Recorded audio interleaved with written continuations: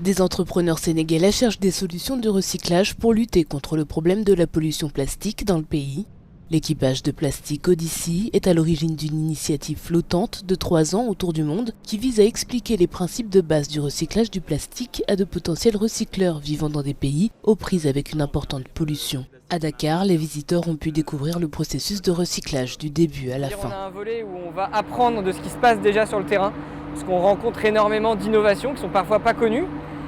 Et puis on accueille aussi une dizaine d'entrepreneurs. Là on avait une promo qui était très intéressante, on a eu 13 entrepreneurs au Sénégal qui viennent se former aux techniques de recyclage.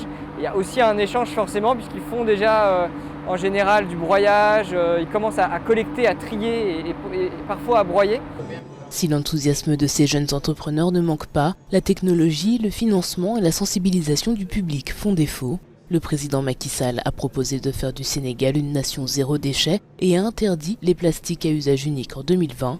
Mais après des décennies de gestion chaotique des problèmes, les activistes constatent des progrès minimes. Les déchets partout en Afrique, c'est un problème. Et petit à petit, les gens commencent par prendre conscience, savoir que ces déchets, au départ, on nous insultait, on nous traitait comme des fous.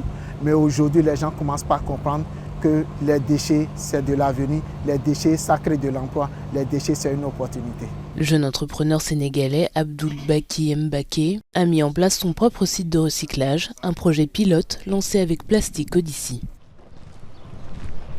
Nous fournissons des poubelles de tri, nous les fabriquons afin de doter la population d'outils leur permettant de trier leurs déchets. Nous collectons les déchets triés et nous les revalorisons via des partenariats. Les entreprises et les ménages paient un abonnement pour ce service. Abdoul dit collecter 15 tonnes de déchets par jour, dont environ 20% de plastique.